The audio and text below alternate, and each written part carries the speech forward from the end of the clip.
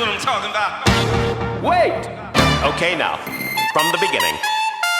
Hit it, boys. Welcome to Higher Ed Pulse, your no-fluff guide to artificial intelligence in higher ed. I'm Mallory Willsea, bringing nearly 20 years of edtech and marketing expertise straight to your earbuds. Higher ed leaders are expected to master AI overnight, but let's be real, no one has time to sift through every headline, hot take, or research report. That's why every Monday I'll break down what actually matters, fast, clear, and to the point. Want to sound like the smartest person in the room at your next team meeting? You're in the right place. Let's dive in. Welcome back to Higher Ed Pulse. I am here live at the Engage Summit with Hannah Wilson, the Knowledge Management and CRM Coordinator at my favorite community college, Forsyth Tech. I love everybody who works there, Hannah, including you. It's just like, what a delightful bunch of humans. That's it. That's a podcast. No, okay. So Hannah's here. For the record, friends, this is Hannah's very first podcast, but this is not her first rodeo at the Engage Summit. I've seen Hannah here, I think, since she started at FTCC. So Hannah, I have to ask, what has made this year's event stand out or special for you? And what's something that you've learned already that you're going to take back to campus? Yeah, absolutely. So always there is just something new and exciting to learn. I think I'm always just blown away by the new tech that's coming, the new tools. I call them toys sometimes, like it's like getting a new toy to play with.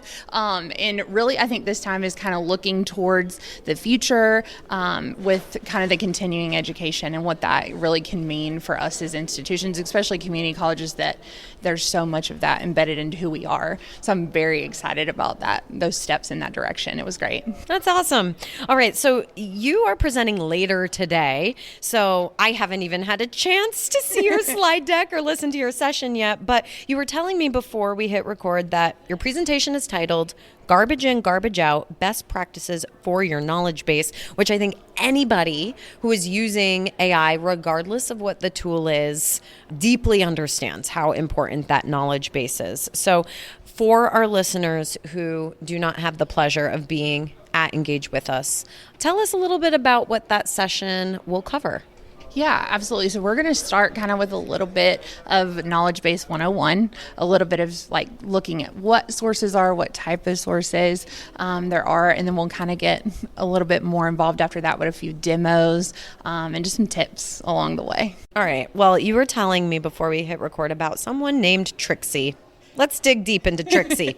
So Trixie was just born out of the conversations with Michael as we were prepping. And I said, wouldn't it be fun if I created an agent that was just full of information that is not correct to kind of show what happens when there's the gaps, when the information isn't there.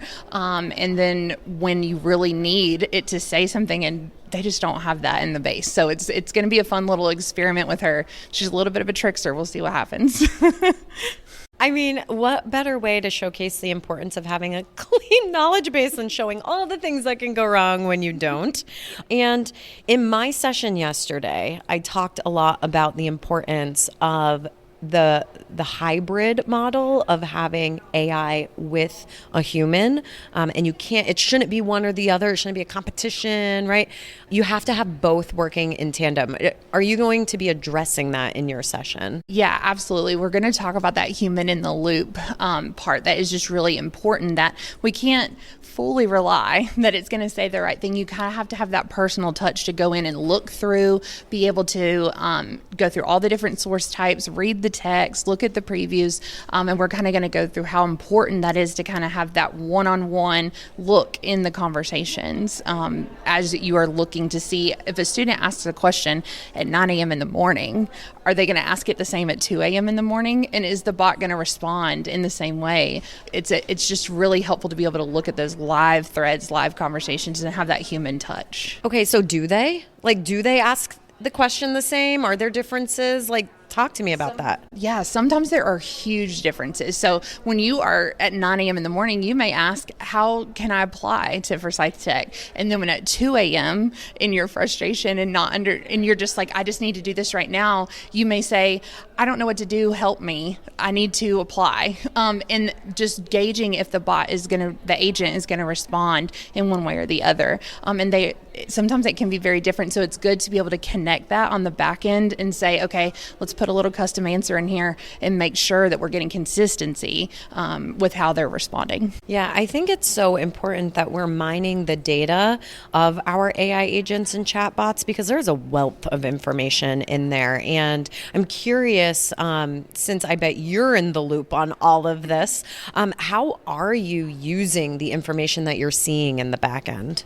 Yeah, absolutely. So we're taking that and really looking at what new sources need to be added because of, what we're seeing in the active conversations. We have a model where student care will tag me live during the day and when they're working that 8 to 6, and I can kind of see what's being said in the moment and make those real in-time changes, and then be able to kind of see how many of those are we having that need to happen. Is we look at the insights, is it a common denominator? It's very helpful for us to be able to see how do we need to shape new sources to be added by what we're seeing on the back end. Are you extracting that information to impact other communication tools as well, like your emails, website, etc.?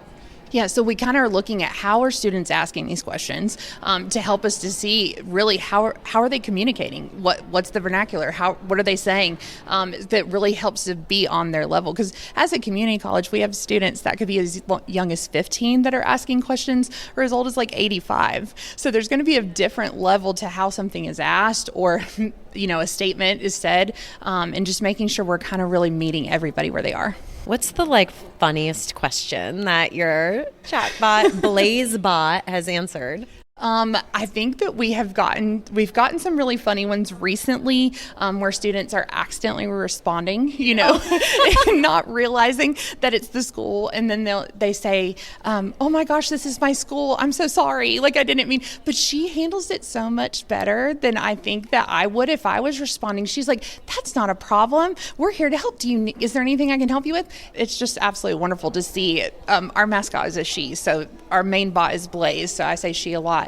But it's really cool to see and so funny. Blaze is so polite. She is so polite. She's so polite. We say sometimes she really can handle things because she doesn't have that emotion that we may have in that situation of oh my goodness, what's happening right now? What do you mean? And it's just really helpful sometimes to have that great response from her. Well, I need to let listeners know because Forsyth Tech, in my opinion, is one of the true trailblazers when it comes to integrating AI into student engagement. How many years now have you all been utilizing AI?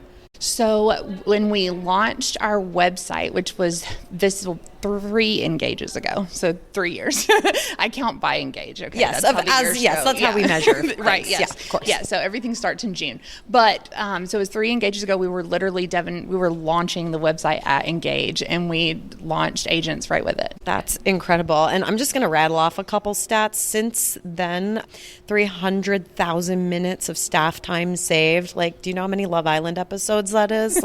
Oh my gosh. 12% increase in enrollment, WTF. And Blaze is resolving almost 80% of inquiries without having to escalate it to a human. And so you're the knowledge base expert. You're the knowledge base queen. If that's 80% resolved, did you have to spend 6 months developing your knowledge base? So when I came in, there were a few things that were already built, but I was really able to kind of think of how can this be organized the best way so that when we're looking at these things over time, but it was really not that long to really set it up because Element makes it so easy, right? It's just add a source, pick it, and how you choose to organize it is up to you with your folders and your categories. But it definitely takes time to audit, and that's something we'll talk about this afternoon more, but auditing is very important, and going through each source, you've got to touch them all. You've got to really do that and pay attention but it's been incredibly. We have 10 across the website now, and we're very excited about how they're 10? doing. We have 10 now. Yeah. Sometimes I get a wild hair and I'm like, let's just try it. We're going to try something different and try with a different category and a different audience. So continuing education is our new agent, and he's doing fantastic. So. Wow, congratulations. Thank you. We're That's very huge. excited. Well, I can't wait until your 4th Engage Summit to catch up and hear about all the awesome stuff you'll be doing for sure in the next 12 months. Hannah, it has been such a pleasure sitting down with you. I mean, we've been hanging out for the last 2 days, but like officially on mic, love that we had the opportunity to do this. Where can listeners find you if they want to connect with you and, learn more about this topic, and any parting thoughts? Yeah, absolutely. Thank you, Mallory, for having me. This has been fantastic. I feel like I've broke in that first podcast. It's so wonderful. I'm so glad it was with you. And yes, you can find me on LinkedIn. I'm Hannah Wilson at Forsyth Tech. And my email as well, you can hwilson@forsythtech.edu. I'd be happy to help. This is my favorite topic. I love to talk about it. Incredible. Well, open invite, come back on next year and we will catch up and see where things have gone. Thank you so much, Hannah, and listeners. We'll catch you next time. Bye-bye.